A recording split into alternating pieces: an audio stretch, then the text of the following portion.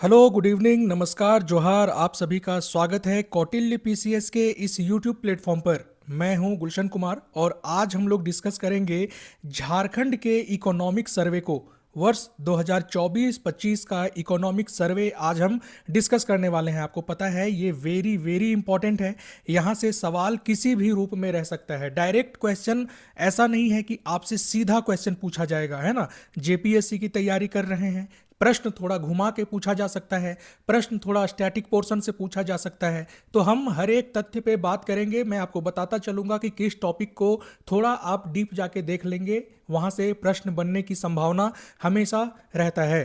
तो हम लोग आगे बढ़ते हैं और शुरू करते हैं अपने आज के इस सेशन को। लेकिन उसे शुरू करने से पहले अगर आपने हमारे चैनल को अभी तक सब्सक्राइब नहीं किया है तो इसे प्लीज़ सब्सक्राइब कर लेंगे। अपने दोस्तों के साथ इसे फटाफट से शेयर कर देंगे ताकि आपके जो भी दोस्त एग्ज़ाम की तैयारी कर रहे हैं, झारखंड से संबंधित किसी भी एग्ज़ाम की तैयारी कर रहे हैं, उन तक हमारा ये सेशन पहुंच सके और उन्हें हमारे इस सेशन का लाभ मिल सके, है ना। तो डेली बेसिस पे रात में 9 बजे आपको करंट अफेयर्स पूरे एक साल का रिवाइज कराया जा रहा है। और आज करंट अफेयर्स के जगह पर हम डिस्कस करने वाले हैं झारखंड के इकोनॉमिक सर्वे को। यहां से डायरेक्ट प्रश्न बहुत ज़्यादा पूछा जाता है और इनडायरेक्ट तो बहुत सारा ही पूछा जाता है। तो ये बहुत इंपॉर्टेंट हो जाता है। आइए आगे बढ़ते हैं और शुरू करते हैं अपने आज के इस सेशन को। बिल्कुल धीरे से आराम आराम से करेंगे, कोई हड़बड़ी नहीं है। इसे शुरू करने से पहले मैं आपसे बता दूं कि एक पेन पेपर लेकर के बैठना है ताकि आपको पता रहे कौन सा चीज़ नोट करना है। सिर्फ वीडियो देखने से काम नहीं चलेगा, पेन पेपर को नोट करते हुए चलना है। लाइव चैट चल रहा है, वहां पर भी आप अपना बात कह सकते हैं। मैं आपको जो जवाब है वो आपको चैट के माध्यम से ही मिलेगा, ठीक है। तो आइए शुरू करते हैं। आपको पता है झारखंड का जो नॉर्मल इंट्रोडक्शन है वो तो आपको पता ही होगा, है ना। तो सबसे पहले आप हमें कमेंट बॉक्स में लिख के बताएंगे कि उत्तर से दक्षिण की दिशा में और पूरब से पश्चिम की दिशा में झारखंड की लंबाई क्या है। ये आप हमें कमेंट बॉक्स में लिख करके जरूर बताएंगे। आगे बढ़ते हैं और देखते हैं इससे संबंधित कुछ महत्वपूर्ण तथ्य क्या क्या रहने वाला है जिसे हमें बिल्कुल अच्छे से पढ़ना है ना। उसे हम इग्नोर नहीं कर सकते हैं। तो इसमें जो पहला चैप्टर है आर्थिक सर्वेक्षण का, इस पहले चैप्टर में बात किया गया है समष्टि आर्थिक अवलोकन का। झारखंड की अर्थव्यवस्था के बारे में यहां पर बात किया जा रहा है। तो बिल्कुल पेन पेपर लेके बैठना है, ठीक है, और नोट करते हुए चलना है जो जो चीज आपको यहां पर बताया जा रहा है। सबसे पहले नोट करना है कि वर्ष 2011 में झारखंड राज्य का जो जीडीपी है वो कितना था। तो वो था 1,50,918 करोड़ रुपए। कब था ये? 2011-12 में। और वर्तमान समय पर देखें तो ये 2 से 3 गुना तक बढ़ चुका है। स्थिर कीमत पर 2 गुना और वर्तमान कीमत पर 3 गुना। तो ये लिखने की आवश्यकता नहीं है। तुलना करने के लिए आप सिर्फ ये याद रख लें कि 2011-12 में झारखंड राज्य का जीडीपी कितना था।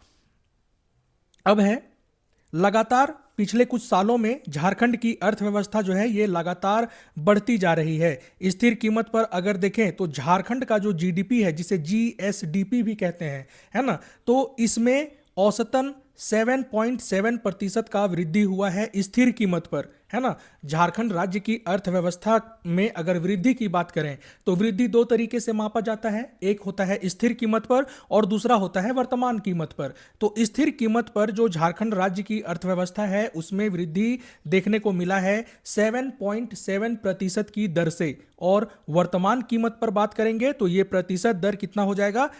10.7%। इस दर से वर्तमान कीमत पर झारखंड की अर्थव्यवस्था बढ़ी है और स्थिर कीमत पर 7.7%। देखिए, आपसे एग्जाम में पूछा जा सकता है सवाल 2 तरीके से कि स्थिर कीमत पर किस दर से झारखंड की अर्थव्यवस्था बढ़ी है और वर्तमान कीमत के आधार पर झारखंड की अर्थव्यवस्था किस दर से बढ़ी है। और अगर आपको यह फैक्ट नहीं पता होगा तो प्रश्न आप गलत करके आएंगे, है ना। इसीलिए गलत नहीं करना है, ध्यान रख लेना है। स्थिर कीमत पर 7.7% की दर से बढ़ा है और वर्तमान कीमत पर किस दर से बढ़ा है? 10.7% की दर से। आज इन सभी को आपको नोट करते हुए चलना है ताकि हमारा कल रात में इसी समय पर सेशन आपको मिलेगा इससे संबंधित, इकोनॉमिक सर्वे से संबंधित, उसमें हम एमसीक्यू करने वाले हैं कल रात के सेशन में। तो आज अच्छे से पढ़ना है, नोट कर लेना है, चीज़ों को सुबह में रिवाइज कर लेना है और फिर कल शाम इसी समय आपको जुड़ जाना है 9 बजे हमारे साथ इकोनॉमिक सर्वे के प्रश्नों को सॉल्व करने के लिए। ठीक है, चलिए आगे बढ़ते हैं। अगर प्रति व्यक्ति आय की बात करें तो प्रति व्यक्ति आय जो है ये स्थिर कीमत पर बढ़ा है। किस दर से? तो ये दर है 6.7% की दर से, 6.7% वार्षिक के दर से झारखंड के प्रति व्यक्ति आय में वृद्धि देखने को मिला है। और वहीं जो करेंट प्राइस है, चालू मूल्य है, उसमें 9.1% के दर से प्रति व्यक्ति आय में भी वृद्धि देखने को मिला है। तो यहां पर दो फैक्ट आपको मिल गया, वेरी वेरी इंपॉर्टेंट। राज्य की अर्थव्यवस्था पूछे स्थिर कीमत पर तो 7.7% के दर से बढ़ा है और वर्तमान कीमत पर यह 10.7% के दर से बढ़ा है। लेकिन अगर प्रति व्यक्ति आय के बारे में पूछे तो स्थिर कीमत पर, स्थिर मूल्यों पर 6.7% की दर से और चालू मूल्य पर 9.1% की दर से इसमें वृद्धि देखने को मिली है। यह बात आप याद रखेंगे। आगे बढ़ते हैं और अब देखते हैं कुछ महत्वपूर्ण और तथ्यों को। देखिए एरो कर करके बिल्कुल आपको नोट करते हुए चलना है। जीएसडीपी और पर कैपिटा इनकम, यहां से दो फैक्ट आपको बता दिया गया है। अब देखिए राज्य की वास्तविक जीएसडीपी, एक होता है जीएसडीपी और एक होता है वास्तविक जीएसडीपी। वास्तविक जीएसडीपी जो है ये चालू वित्तीय वर्ष में मापा जाता है और इसमें वास्तविक जीएसडीपी में 6.7% की वृद्धि होने का अनुमान लगाया गया था 2024-25 के बजट के समय पर। तो देखिए ये सब फैक्ट इंपॉर्टेंट है पर इतना ज्यादा नहीं है कि आपको बिल्कुल रट ही लेना है बैठ के। तो बस नोट करते हुए चलेंगे कि वास्तविक जीएसडीपी में 6.7% वृद्धि का अनुमान रखा गया था 2024-25 में और 2025-26 में अनुमान रखा गया है 7.5% की वृद्धि का, है ना। तो आपसे एग्जाम में सीधा सीधा यहां से प्रश्न पूछा जा सकता है कि कितना अनुमानित है झारखंड की अर्थव्यवस्था में वृद्धि, किस दर से अनुमानित किया गया है। तो 7.5% की दर से 2025-26 में और 2024-25 में कितना था? 6.7%। ये ध्यान रखना है आपको। राज्य की प्रति व्यक्ति आय 2024-25 में स्थिर मूल्यों पर कितनी थी? तो 68,612 रुपए स्थिर मूल्य पर, और वर्तमान मूल्य पर अगर आपसे पूछे तो यह हो जाएगा 1,14,271 रुपए। तो राज्य की प्रति व्यक्ति आय किस दर से बढ़ी है वो आपको बता दिया गया और कितनी है यह भी आपको बता दिया गया।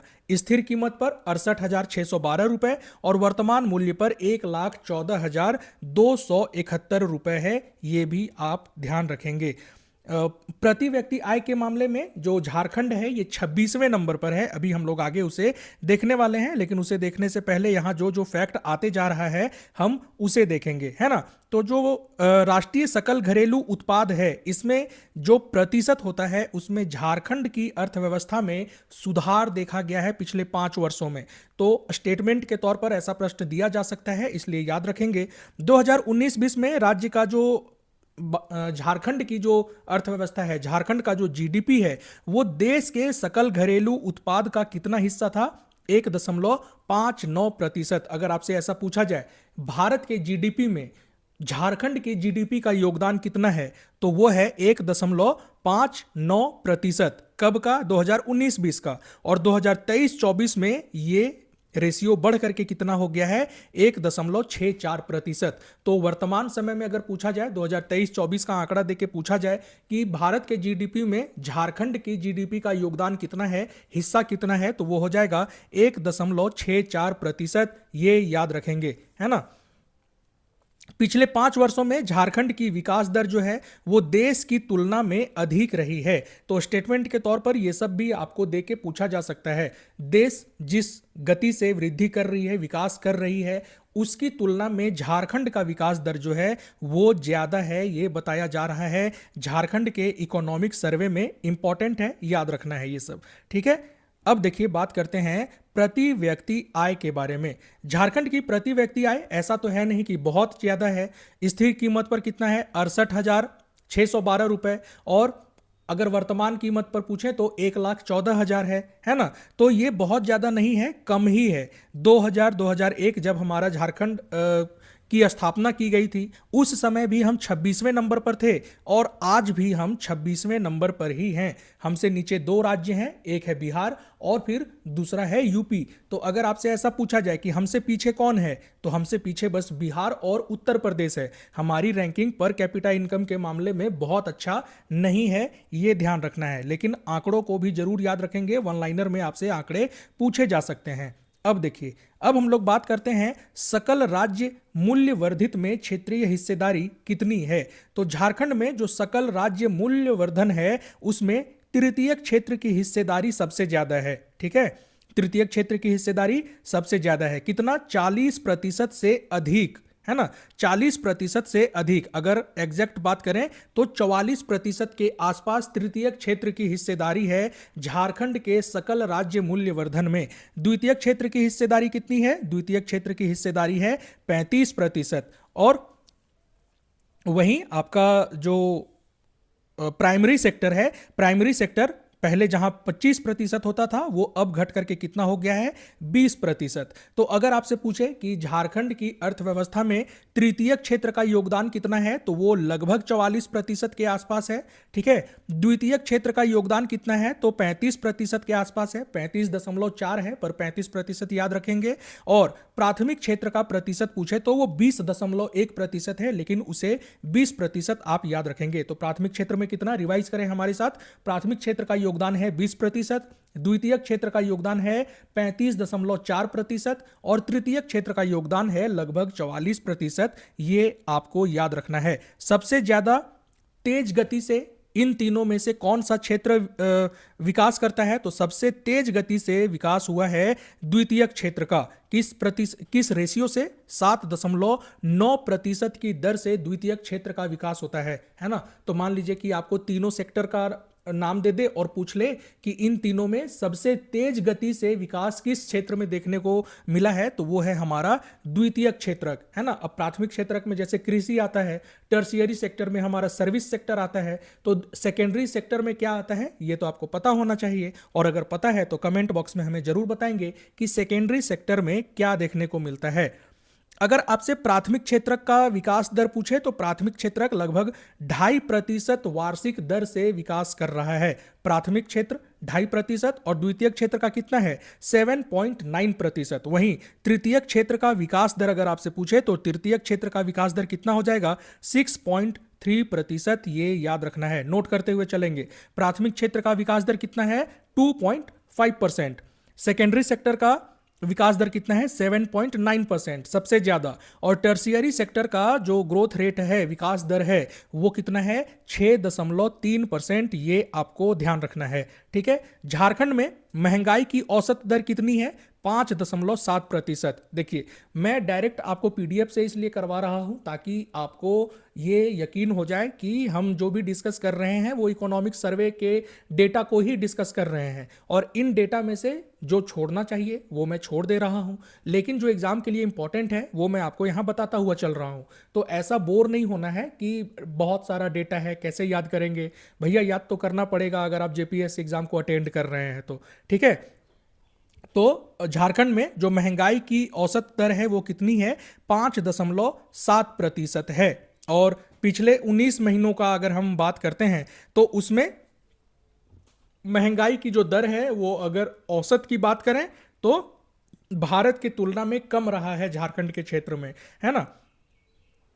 चलिए अब आगे बढ़ते हैं और अब देखते हैं राजकोषीय विकास और राज्य वित्त से संबंधित कुछ तथ्यों को। आपको पता होना चाहिए नीति आयोग ने जो राजकोषीय स्वास्थ्य सूचकांक जारी किया है उसमें झारखंड को मिला है आपका चौथा स्थान, है ना। राजकोषीय स्वास्थ्य सूचकांक की कौन जारी करता है? नीति आयोग जारी करता है, और इसमें झारखंड को मिला है 4th रैंक अचीवर श्रेणी में। यहां पर बजट के आकार की बात की जा रही है। वर्ष 2001-2 में बजट कितने का था हमारा झारखंड का? तो लगभग 6,067 करोड़ रुपए का बजट था। लेकिन 2023-24 का वो साल याद रखना है जब झारखंड का बजट 1 लाख करोड़ रुपए के आंकड़े को पार कर गया। तो आपसे सीधा सवाल पूछा जा सकता है कि किस वर्ष झारखंड का बजट 1 लाख करोड़ रुपए से अधिक का हो गया? तो वो ईयर कौन सा है? 2023-24 है, ये आप ध्यान रखेंगे। ठीक है, अब देखिए आगे राजस्व प्राप्तियों के बारे में हम बात करते हैं। राज्य में जो राजस्व प्राप्ति है ये किस दर से बढ़ रही है, तो 9.4% वार्षिक की दर से बढ़ रही है। हम जो रेवेन्यू कलेक्ट करते हैं, हमारा झारखंड जो रेवेन्यू कलेक्ट करता है उसमें वृद्धि किस दर से हुआ है, तो 9.4% के दर से वृद्धि देखने को मिला है। देखिए इधर आंकड़े बहुत सारे हैं पर मैं सारे आंकड़े आपको नहीं बता रहा हूं, जो इंपॉर्टेंट है उस पर आपका ध्यान दिला रहा हूं, उसे आप नोट करेंगे और अच्छे से याद करते हुए चलेंगे। केंद्रीय करों में जो हिस्सेदारी है झारखंड की वो किस दर से बढ़ रही है, 9.3% प्रति वर्ष के दर से बढ़ी है।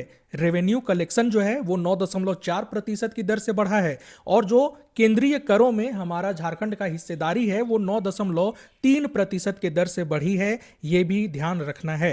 अब एक बहुत इंपॉर्टेंट तथ्य, केंद्र सरकार से जो अनुदान हमें मिलता है ना, केंद्र सरकार से जो हमें अनुदान मिलता है उस अनुदान में झारखंड का जो हिस्सा है उसमें लगातार गिरावट देखा जा रहा है 2020-21 से, है ना, ये ध्यान रखना है। और किस दर से ये गिरावट देखा जा रहा है, तो 2% प्रति वर्ष की दर से ये गिरावट देखने को मिल रहा है। फिर से एक बार रिवाइज करेंगे, जो हम रेवेन्यू कलेक्ट करते हैं वो बढ़ रहा है झारखंड में, किस रेशियो से, 9.4% के दर से बढ़ रहा है। जो केंद्रीय कर है, जो सेंट्रल जो टैक्स कलेक्ट करता है उसमें झारखंड की हिस्सेदारी बढ़ रही है, उसमें हमारा हिस्सेदारी कितना है, 9.3% का।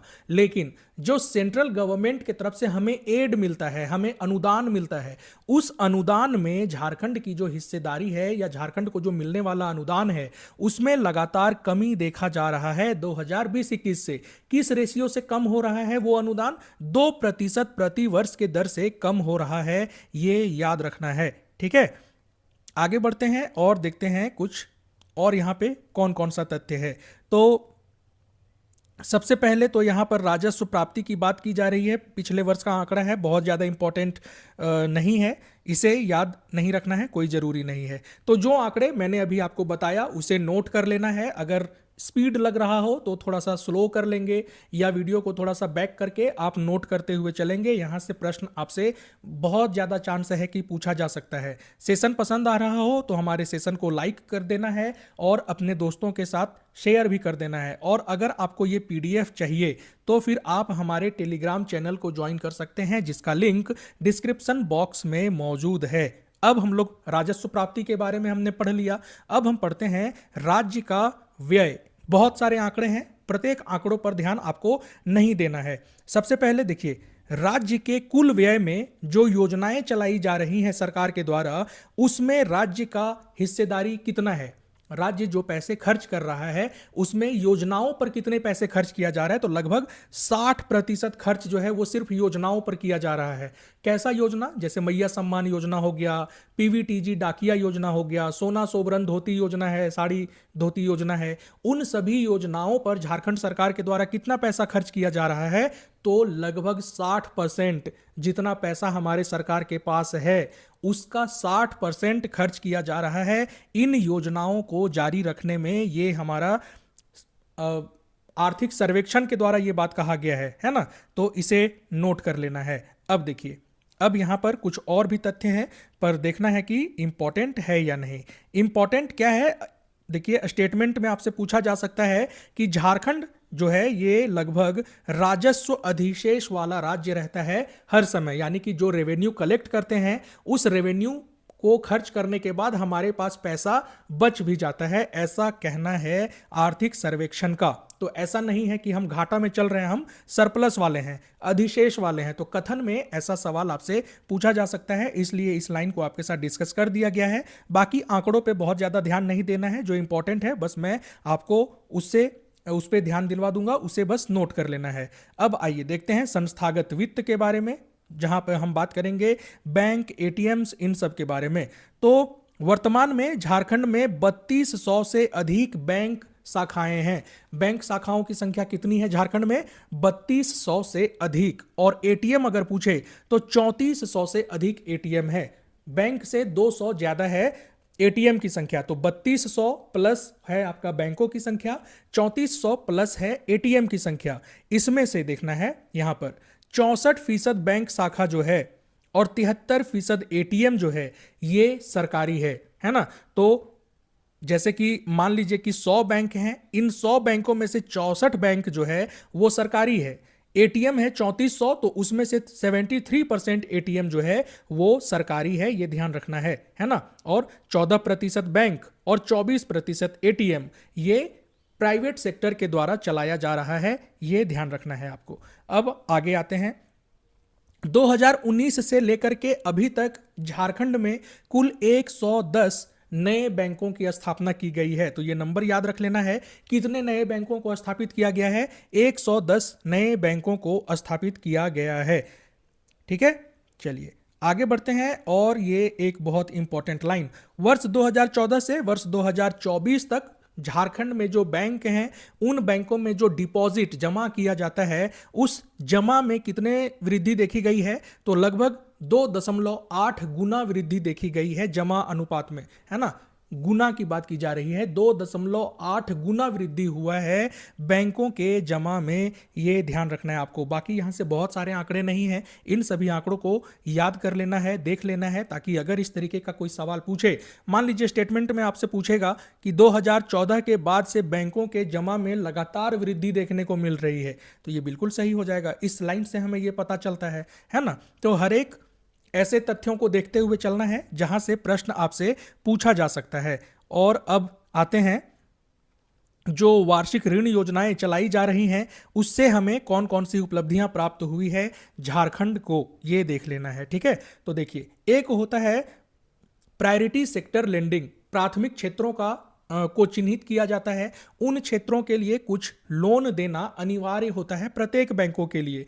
तो ऐसे में झारखंड जो है, झारखंड की जो वित्तीय संस्थाएं हैं वो इस टारगेट को पूरा करने में हमेशा आगे रही हैं। लगभग 48% लोन जो है वो प्रायोरिटी सेक्टर को ही दिया जा रहा है। प्रायोरिटी सेक्टर में क्या क्या होता है, जैसे कृषि से रिलेटेड काम, शिक्षा हो गया, इन सभी चीजों के लिए जो लोन दिया जाता है उसे प्रायोरिटी सेक्टर में रखते हैं। लेकिन देखिए, प्रायोरिटी सेक्टर में 40% से अधिक लोन दिया जा रहा है। कितना है, 48.63%, जो कि आरबीआई के मानक से ऊपर भी है। आरबीआई कितना कहता है कि 40% लोन आपको प्राथमिक क्षेत्रों को देना होगा, लेकिन उसमें निर्धारित है कि कृषि क्षेत्र को देना होगा 18% लोन, है ना। इस 40% में से 18% लोन देना होगा कृषि क्षेत्र को। लेकिन सबसे बड़ी बात यहां पर यह ध्यान रखना है कि झारखंड में कृषि क्षेत्र अपना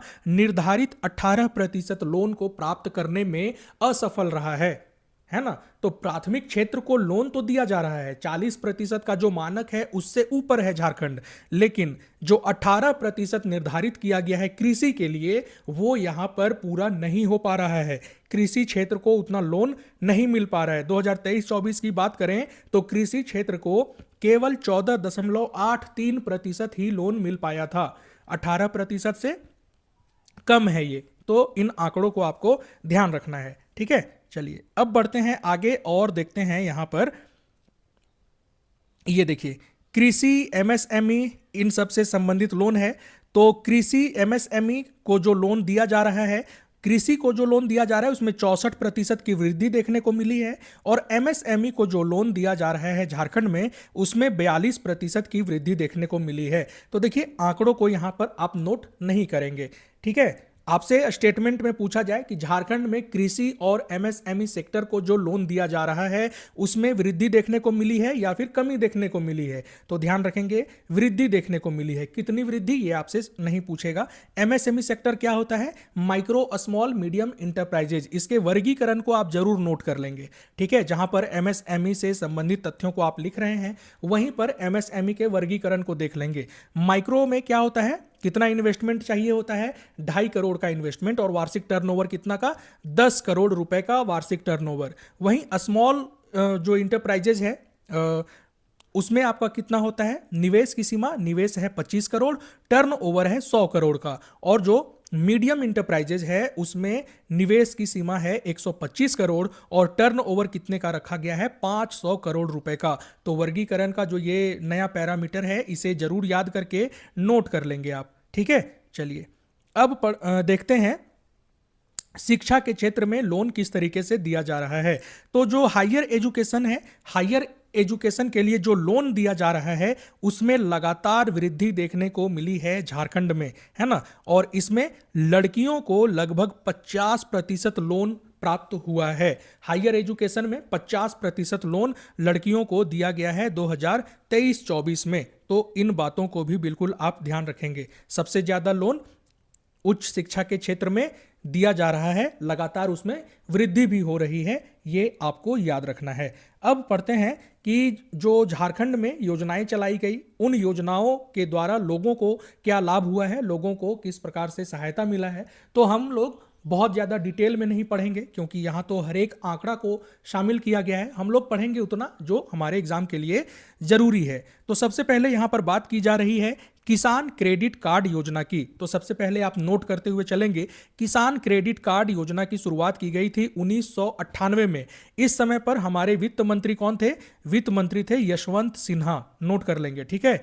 यशवंत सिन्हा जी जो थे वो इस समय पर वित्त मंत्री थे।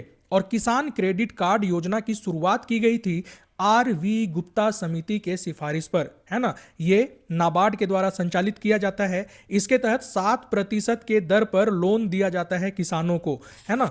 इन सभी चीजों को आपको याद रख लेना है। ईयर कौन सा है, कौन सी समिति के द्वारा शुरू किया गया, उस समय पर वित्त मंत्री कौन थे, ये भी आप नोट कर लेंगे। अगला है प्रधानमंत्री मुद्रा योजना से संबंधित कुछ बातें। तो प्रधानमंत्री मुद्रा योजना, इसमें 3 कैटेगरी में लोन दिया जाता है, आपको पता होना चाहिए। एक है किशोर ऋण, एक है शिशु ऋण और एक है तरुण ऋण। प्रधानमंत्री मुद्रा योजना की शुरुआत की जाती है 2015 ईस्वी में, है ना। और ध्यान रखना है आपको, इसके तहत 10 लाख रुपए तक का लोन दिया जाता है। अब देखते हैं आगे। अगला है हमारा स्टैंड अप इंडिया ऋण योजना। इसके तहत महिला, वीमेन्स, एसटी और एससी समाज के लोगों को लोन दिया जाता है। इस योजना की शुरुआत कब होती है? 2016 ईस्वी में इसकी शुरुआत होती है। जो यहां बता रहा हूं बस उसे ही नोट करेंगे, बहुत ज्यादा डीप में जाने की आवश्यकता नहीं है आपको। अगला है प्रधानमंत्री रोजगार सृजन कार्यक्रम। इस योजना की शुरुआत होती है वर्ष 2008 में। और किस मंत्रालय के द्वारा यह चलाया जाता है? तो एमएसएमई मंत्रालय के द्वारा यह चलाया जाता है। एमएसएमई मंत्रालय के वर्तमान मंत्री कौन है? अगर आपको उनका नाम पता है तो कमेंट बॉक्स में हमें जरूर बताएंगे, ठीक है। चलिए अब देखते हैं आगे एनपीए से संबंधित। बैंक और एनपीए का क्या आंकड़ा है? तो राज्य में एक बैड न्यूज ये है कि एनपीए लगातार बढ़ रहा है। एनपीए लगातार बढ़ रहा है। किस रेट से बढ़ रहा है? तो 1.2% के रेट से एनपीए राज्य में बढ़ रहा है। ये ध्यान रखेंगे आप। स्टेटमेंट वगैरह में, इकोनॉमिक्स में ऐसा सवाल आपसे पूछा जा सकता है। अब यहां देखिए कुछ आंकड़े हैं जो इंपॉर्टेंट है, उसे बस बताऊंगा। अंडरलाइन तो बहुत सारी चीजें की हुई है। बचत खाता जो सेविंग अकाउंट होता है उसका डिजिटल कवरेज अगर देखें झारखंड में तो वो सभी जिलों में कितना है? 98 से लेके 100% तक। लेकिन इसका एक अपवाद है। अपवाद क्या है? बचत खाता के लिए नहीं, बचत खाता के लिए नहीं, चालू खाता के लिए एक अपवाद है। बचत खाता का डिजिटल कवरेज जो है वो कितना है? 98 से लेकर के 100% तक। लेकिन जो करेंट अकाउंट होता है, चालू खाता होता है, उसका डिजिटल कवरेज 80 से लेकर के 100% ही है ना। यानी कि चालू खाता का डिजिटल कवरेज कम है बचत खाते की तुलना में।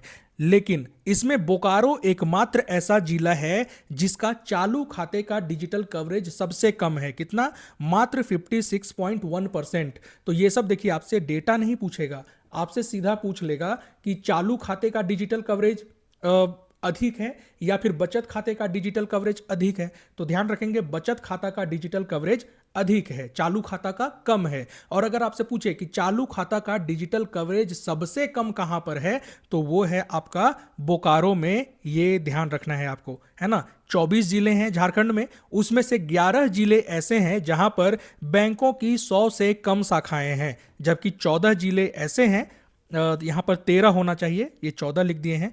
13 जिला है जहां पर 100 से कम, अच्छा 14 जिला है जहां पर 100 से कम एटीएम है, ये ध्यान रखेंगे।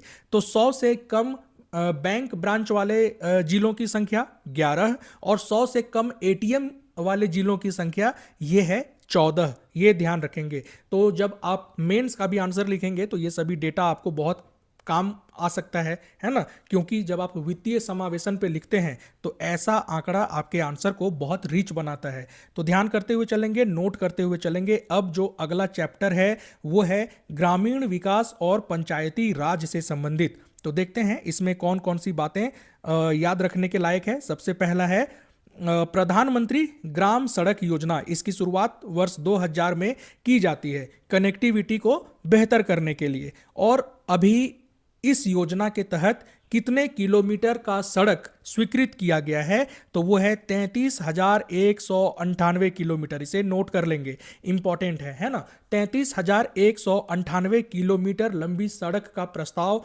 स्वीकार किया गया है इस योजना के तहत। इस योजना को कब शुरू किया गया था? वर्ष 2000 में शुरू किया गया था। अगला है प्रधानमंत्री आवास योजना। पहले इस योजना को इंदिरा आवास के नाम से जाना जाता था, 2015 में इसका नाम चेंज किया गया। इंदिरा आवास योजना की शुरुआत कब की गई थी? 1985 ईस्वी में की गई थी। इस योजना का उद्देश्य क्या है? जो भी ग्रामीण लोग हैं जिनके पास घर नहीं है या कच्चा मकान है, उन सभी को पक्का घर बना के देना और उन्हें बुनियादी सुविधाएं प्रदान करना। तो ध्यान रखेंगे, प्रधानमंत्री आवास योजना, इसका पुराना नाम अगर आपसे पूछे तो वो हो जाएगा इंदिरा आवास योजना। और इंदिरा आवास योजना की शुरुआत कब होती है? 1985 ईस्वी में, ये ध्यान रखेंगे।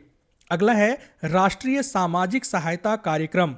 इस कार्यक्रम के तहत क्या किया जाता है कि जो वृद्ध है, जो बूढ़े लोग हैं, जो विधवा हैं, जो विकलांग हैं और ऐसे परिवार जिनके जो प्राथमिक सदस्य होते हैं पैसा कमाने वाले, उनका अगर निधन हो चुका है तो उन सभी को कवर किया जाता है राष्ट्रीय सामाजिक सहायता कार्यक्रम में। देखिए यहां से सवाल आपसे कैसे पूछेगा, सवाल पूछ सकता है कि जैसे नीचे में 4 ऑप्शन दे देगा, उन ऑप्शंस में से पूछ लेगा कि राष्ट्रीय सामाजिक सहायता कार्यक्रम में निम्नलिखित में से किसे कवर नहीं किया जाता है। तो ध्यान रखना है आपको कि किनको किनको कवर किया जा रहा है। कवर किया जा रहा है वृद्धों को, विधवा को, विकलांग लोगों को और ऐसे लोगों को जिनके घर में प्राथमिक सदस्य जो पैसा कमाते हैं उनका निधन हो चुका है ना। वैसे सभी लोगों को इस योजना के तहत, इस कार्यक्रम के तहत कवर किया जा रहा है। अब अगला है श्यामा प्रसाद मुखर्जी रू अर्बन मिशन।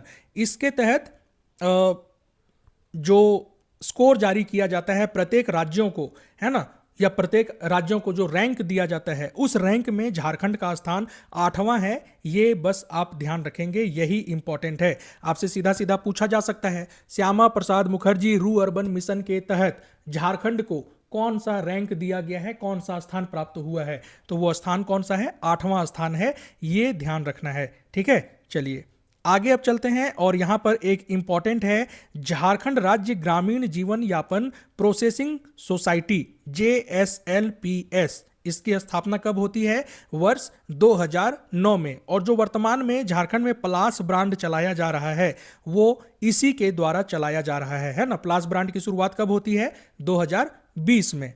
अब देखिए JSLPS जो है, इसका काम क्या है? तो गरीबी उन्मूलन कार्यक्रम को अच्छे तरीके से लागू करना, आजीविका वित्तीय समावेशन, कृषि और गैर कृषि जैसे गतिविधियों को बढ़ावा देना, कौशल विकास पे काम करना, ग्रामीण कौशल योजना और महिला किसान सशक्तिकरण, ऐसी योजनाओं को अच्छे तरीके से कार्यान्वित करना, ये काम है झारखंड राज्य ग्रामीण जीवन यापन प्रोसेसिंग सोसाइटी। सबसे महत्वपूर्ण, ये कब स्थापित हुआ था? 2009 में स्थापित हुआ था। ये आप ध्यान रखेंगे, ठीक है। अब देखिए, अब यहां पर एक very very important JHIMDI Jharkhand horticulture intensification by micro drip irrigation project.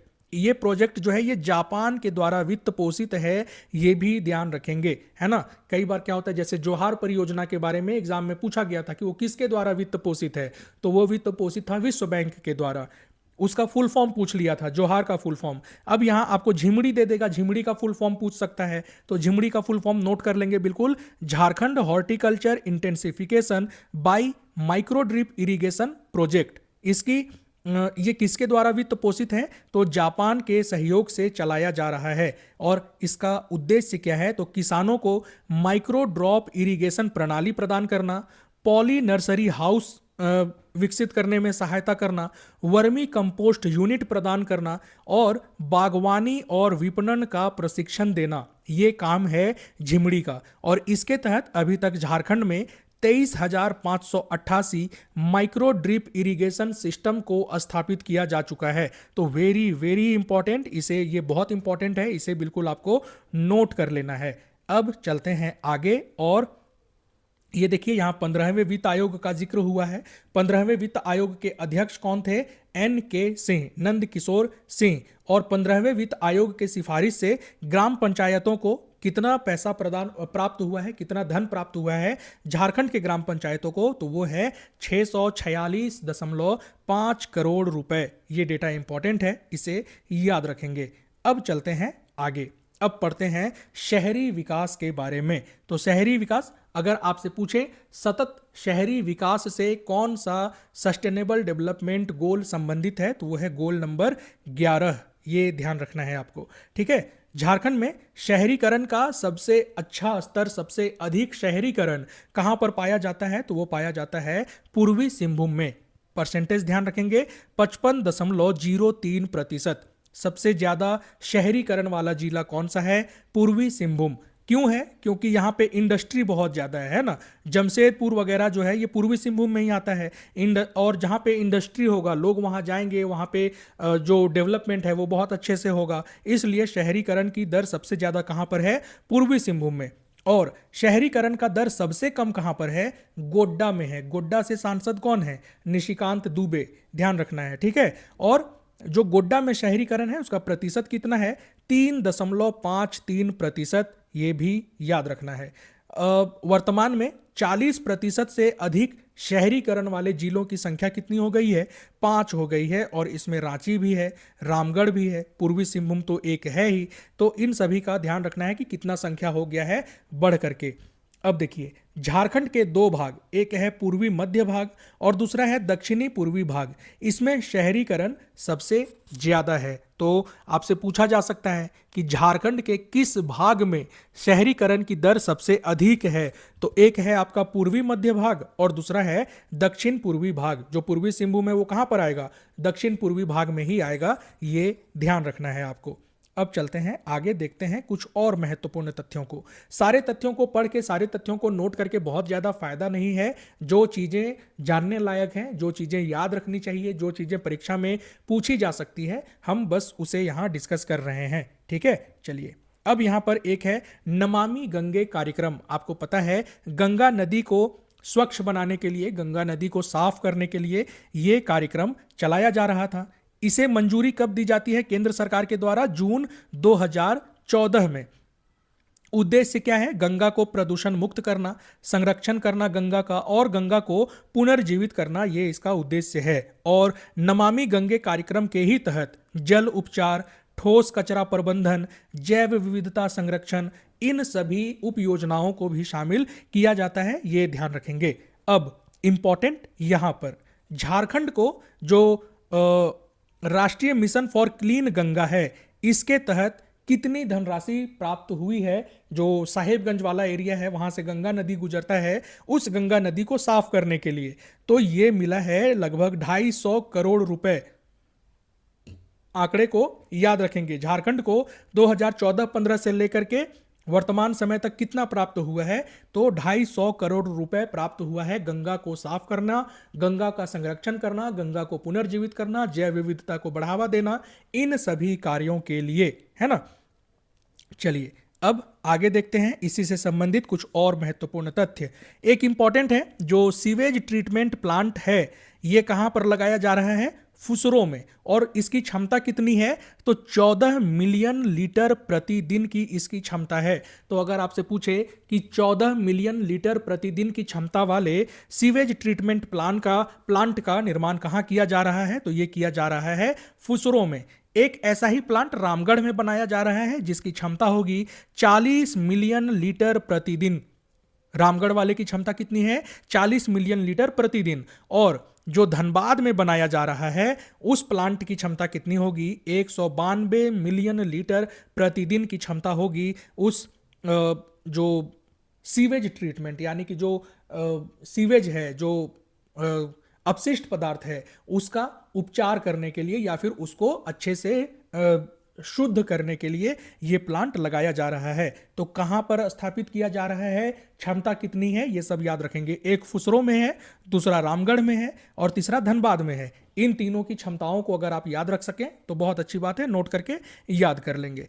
अब है अगला है राष्ट्रीय शहरी आजीविका मिशन, जिसकी शुरुआत कब होती है, 2013 में इसकी शुरुआत होती है।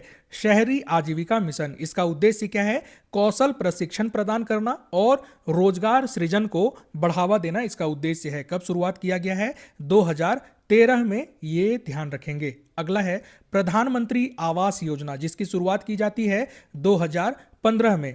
प्रधानमंत्री आवास योजना शहरी, इसके तहत कितने शहरों को कवर किया गया है, 50 शहरों को कवर किया गया है, ये आप ध्यान रखेंगे। ठीक है, फिर है अमृत मिशन। अमृत मिशन का फुल फॉर्म, ये इंपॉर्टेंट है, याद रख लेंगे, Atal mission for rejuvenation and urban transformation. देखिए यहां जो 50 शहर है ये झारखंड के संदर्भ में है ना, ऐसा नहीं कि पूरे इंडिया में 50 शहर।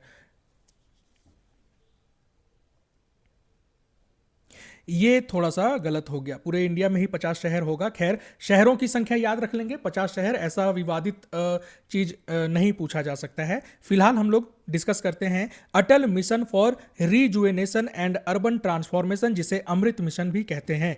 इसकी शुरुआत कब होती है, जून 2015 में इसकी शुरुआत होती है। अब देखिए इंपॉर्टेंट सबसे ज्यादा यहां पर यह है कि इसके तहत 3 योजनाओं को शामिल किया जा रहा है अटल मिशन के तहत। और वो 3 योजना कौन कौन सी हैं, तो पहला है जल आपूर्ति योजना, दूसरा है नालाबंदी योजना और तीसरा है पार्क योजना। अब देखिए यहां से सवाल कैसे पूछा जा सकता है, 4 योजना का नाम रख देगा और आपसे पूछ लेगा कि निम्नलिखित में से कौन सी योजना है जो अमृत मिशन के तहत कवर नहीं किया जाता है ना। तो आपको ध्यान रखना है कि कौन कौन कवर किया जा रहा है। तो जल आपूर्ति योजना को कवर किया जा रहा है, नालाबंदी योजना को कवर किया जा रहा है और एक पार्क योजना को कवर किया जा रहा है। फिर आगे बढ़ते हैं, आगे है मुख्यमंत्री श्रमिक योजना। ये कोविड के समय पर जो मजदूर वापस घर आ गए थे उन्हें रोजगार उपलब्ध कराने के लिए ये योजना लाया गया था अगस्त 2020 में। इसके तहत जो अकुशल श्रमिक हैं उनको 100 दिन का रोजगार देने का बात कहा गया था मुख्यमंत्री श्रमिक योजना के तहत। और ये किसके द्वारा कार्यान्वित किया जा रहा है, तो झारखंड सरकार का जो शहरी विकास एवं आवास विभाग है उसके द्वारा ये योजना चलाया जा रहा है। तो कई बार विभाग का नाम भी एग्जाम में पूछ लेता है, ध्यान रखेंगे, है ना। चलिए अब बढ़ते हैं आगे, देखते हैं कृषि और उससे संबंधित कुछ अन्य गतिविधियों को। तो भूमि जोत मुख्य रूप से कैसा है, झारखंड में छोटे और सीमांत किसानों की संख्या अधिक है। सीमांत किसान कौन होते हैं, जिनके पास 1 हेक्टेयर से कम जमीन होता है, 1 हेक्टेयर से कम। छोटे किसान कौन होते हैं, जिनके पास 1 से 2 हेक्टेयर तक की जमीन होती है। और बड़े किसान कौन होते हैं, जिनके पास 2 हेक्टेयर से लेकर के 10 हेक्टेयर तक का जमीन होता है, उसे बड़ा किसान कहते हैं। तो झारखंड में मुख्य रूप से कैसे किसान हैं, तो सीमांत और छोटे किसान हैं मुख्य रूप से। झारखंड में कृषि जो है वो वर्षा आधारित है और ये वर्षा मुख्यतः दक्षिण पश्चिम मानसून की दोनों शाखाओं से हमें प्राप्त होती है, यह भी ध्यान रखना है। अब देखिए प्रश्न पूछा जा सकता है कि खरीफ फसल कौन सा है, रबी फसल कौन सा है। तो सबसे पहले ध्यान रखना है कि धान जो है, धान एक खरीफ फसल है और धान के उत्पादन में सबसे आगे कौन है, तो सबसे आगे हमारा यहाँ पे लिखा हुआ है क्या, यहाँ पे तो ये देखिए रांची है ना। तो धान के उत्पादन में सबसे आगे कौन है, रांची है, ये ध्यान रखना है आपको। फिर मक्का का उत्पादन भी लगातार बढ़ रहा है झारखंड में। दलहन उत्पादन से संबंधित एक बहुत अच्छा फैक्ट हमने जनवरी 2025 का जो करंट अफेयर्स आपको करवाया है उसमें आपको एमसीक्यू के माध्यम से करवाया हुआ है। उन सभी को भी आप जरूर देख लें जाके, क्योंकि जितना भी करंट अफेयर्स का रिवीजन सेशन लाया जा रहा है वो बहुत इंपॉर्टेंट है, सभी को बिल्कुल करके जाना है आपको, है ना। डेली करंट अफेयर्स को अगर आप थोड़ा एग्जाम तक स्किप करना चाहें तो कर भी सकते हैं, पर जो रिवीजन सेशन आपको उपलब्ध कराया गया है उसे जाके जरूर देख लें, क्योंकि वहां से प्रश्न आपसे पूछा जा सकता है ना। अब देखिए, अगर आपसे पूछे कि खरीफ फसल के उत्पादन में शीर्ष जिले कौन से हैं झारखंड के, तो पहले नंबर पे हो जाएगा रांची, दूसरे नंबर पे हो जाएगा पूर्वी सिंहभूम और तीसरे नंबर पे हो जाएगा पश्चिमी सिंहभूम। जबकि खरीफ फसल के उत्पादन में निम्न स्थान पे कौन रहा है, तो उसमें आ जाएगा धनबाद, लातेहार, पाकुड़, है ना। तो खरीफ फसल का उत्पादन सबसे अच्छा कहां पर हुआ है?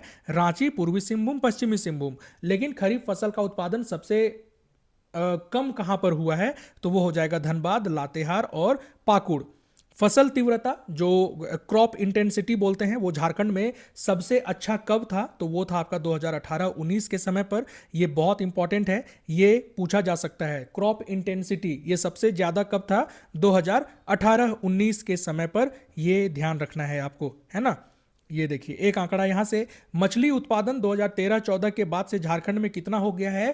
3 गुना हो गया है। और 2024 की तुलना में 2025 में 10% का वृद्धि हुआ था मत्स्य उत्पादन में। ये डेटा भी याद रखेंगे, ये स्वयं कृषि मंत्री के द्वारा सदन में बोला गया था। तो झारखंड के कृषि मंत्री कौन है? क्या आपको इनका नाम पता है? पता होना चाहिए। नहीं पता है तो गूगल कीजिए और कमेंट बॉक्स में आके जरूर अपना आंसर दे के जाइए, ठीक है। चलिए अब आगे बढ़ते हैं और अब देखते हैं खाद्य एवं पोषण सुरक्षा से संबंधित कौन कौन सा महत्वपूर्ण तथ्य है जो हमें याद रखना चाहिए। सबसे पहला इंपॉर्टेंट लाइन यहां पर कि झारखंड में प्रति व्यक्ति धान की उपलब्धता कितनी है, तो वो है 107 किलोग्राम प्रति व्यक्ति। बहुत इंपॉर्टेंट है, इसे नोट कर लेंगे। झारखंड में प्रति व्यक्ति धान की उपलब्धता कितनी है? 107 किलोग्राम प्रति व्यक्ति।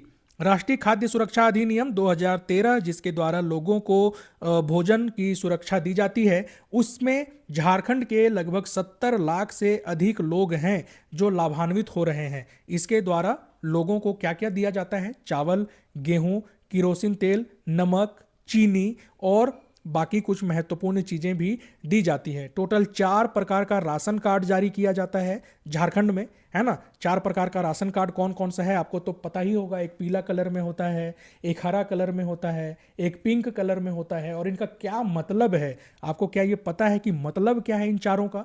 तो उसे आप कमेंट बॉक्स में बताते हुए जाएंगे। चलिए आगे एक है ई उपार्जन पोर्टल के बारे में बात किया गया है। ई उपार्जन पोर्टल क्या है कि राज्य सरकार के द्वारा किसानों से जो सामान को खरीदा जाएगा, किसानों के उत्पादों को खरीदा जाएगा, उसके लिए बनाया गया है ई उपार्जन पोर्टल। तो इसका उद्देश्य है किसानों को एमएसपी की जानकारी देना, किसानों को कीमत की सुरक्षा देना, ये इसका मेन उद्देश्य है। तो ई उपार्जन पोर्टल ध्यान रखेंगे किस काम में आता है। अब है अगला हमारे सामने पीवीटीजी डाकिया योजना। पीवीटीजी डाकिया योजना जो है ये शुरू किया गया था वर्ष 2023 में। इसका उद्देश्य क्या है? जो आदिम जनजाति लोग हैं, कमजोर जनजाति समूह के लोग हैं, उनको उनके घर तक खाद्यान्न पहुंचा के देना। कितना? 35 केजी। 35 केजी खाद्यान्न उनके घर तक पहुंचा के दिया जाता है पीवीटीजी डाकिया योजना के तहत। इसकी शुरुआत कहां से की गई थी? खूंटी से इसकी शुरुआत की गई थी। ये भी आप ध्यान रखेंगे। अब चलते हैं आगे, पढ़ते हैं उद्योग से संबंधित कुछ महत्वपूर्ण तथ्यों को। तो आपको पता है भारत का रूर कहा जाता है झारखंड को, क्योंकि यहाँ पर खनिज संसाधन बहुत अधिक मात्रा में मौजूद हैं। तो भारत के खनिज भंडार का टोटल 40% मौजूद है कहां पर? झारखंड में। ये ध्यान रखना है, परसेंटेज बिल्कुल अच्छे से याद रख लेना है ना। अब देखिए झारखंड के उद्योग में, झारखंड का जो उद्योग है उसका योगदान झारखंड के सकल राज्य मूल्यवर्धन में कितना है? तो उद्योगों की हिस्सेदारी लगभग 43% है। देखिए प्राथमिक क्षेत्र की हिस्सेदारी आपको बताया गया, द्वितीयक क्षेत्र की हिस्सेदारी बताया गया, तृतीयक क्षेत्र की हिस्सेदारी बताया गया। मान लीजिए कि इन तीनों से हट के आपसे ये पूछ ले कि झारखंड राज्य के सकल मूल्यवर्धन में उद्योगों की हिस्सेदारी कितनी है, तो उद्योगों की हिस्सेदारी ध्यान रखेंगे 43.5%, है ना। मैंने यहां सर्कल किया है, यहां नहीं देखना है, यहां पर है 43.5%। चलिए अब बढ़ते हैं आगे। यहां एमएसएमई के बारे में बात किया जा रहा है। तो ये देखिए वेरी वेरी इंपॉर्टेंट, झारखंड में जो एमएसएमई है झारखंड में जो टोटल एमएसएमई है उसमें कितना ऐसा एमएसएमई है जो महिलाओं के स्वामित्व में है?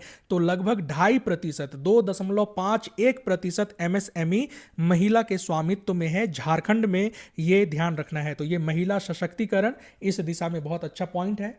पीटी में भी आपसे पूछा जा सकता है और मेंस में भी आप आंसर राइटिंग में इसे यूज कर सकते हैं। तो झारखंड का कितना प्रतिशत एमएसएमई है जिसमें महिलाओं का स्वामित्व है या महिला उसको लीड कर रही हैं? तो वो है 2.51%। ये ध्यान रखना है आपको, ठीक है। फिर एक है स्फूर्ति योजना। स्फूर्ति योजना क्या काम करता है? तो पारंपरिक उद्योगों को फंड देने से, पारंपरिक उद्योगों को संरक्षित करना, पारंपरिक उद्योगों को बढ़ावा देना, ये काम है स्फूर्ति योजना का, ठीक है। चलिए आगे बढ़ते हैं और कुछ नीतियां हैं। इन नीतियों से संबंधित बहुत सारी चीजें नहीं जाननी है आपको। आप जब झारखंड पढ़ेंगे तो उसमें आपको ये सब चीजें मिलेगा झारखंड की नीतियों में। पर ध्यान रखेंगे, झारखंड औद्योगिक एवं निवेश प्रोत्साहन नीति किस वर्ष लाई गई थी? 2021 में। झारखंड खाद्य एवं फूड प्रोसेसिंग उद्योग नीति कब लाया गया? 2024 में। झारखंड औद्योगिक पार्क एवं लॉजिस्टिक नीति ये कब लाया गया था? तो ये लाया गया था 2022 में। ये ध्यान रखना है। एफडीआई, झारखंड में एफडीआई कितना प्राप्त हुआ है 2023-24 में? लगभग 90 करोड़ रुपए, है ना। भारत के कुल एफडीआई का केवल 1% है ये भी ध्यान रखेंगे। यहां पर दो औद्योगिक गलियारों की बात की जा रही है। एक है रांची पतरातू रामगढ़ औद्योगिक गलियारा और एक है कोडरमा बहरागोड़ा बलियारा। तो कोडरमा बहरागोड़ा ये NH-31 और 33 पर स्थित है और रांची पतरातू रामगढ़ औद्योगिक गलियारा, इसके बारे में हमने एमसीक्यू सेशन में आपको बताया हुआ है। तो डेली एमसीक्यू सेशन जो हमारा रात में 9 बजे रिवीजन का चलता है उससे जुड़ना बिल्कुल आपको नहीं भूलना है, क्योंकि वहां पर आपको बहुत सारे ऐसे प्रश्न कराए जाते हैं जो सीधा सीधा आपके प्रश्न में पूछा जा सकता है। आगे बढ़ते हैं और देखते हैं और क्या हमारे लिए यहां पर इंपॉर्टेंट है। तो बुनियादी ढांचा क्षेत्र का योगदान कितना है? ये बहुत इंपॉर्टेंट तो नहीं है पर याद रख लेंगे। झारखंड के सकल राज्य मूल्यवर्धन में जो बुनियादी ढांचा क्षेत्र है उसका हिस्सेदारी कितना है? लगभग 28.99%। तो लगभग 29% आप मान सकते हैं कि जो हमारा इंफ्रास्ट्रक्चर है, बुनियादी ढांचा का क्षेत्र है, उसका योगदान हमारे झारखंड राज्य के सकल मूल्यवर्धन में है 29% का। उद्योग का कितना अभी हमने आपको बताया था? तो लगभग 44% बताया था उद्योगों का, वो भी आपको याद रखना है, ठीक है। चलिए अब देखिए यहां पर है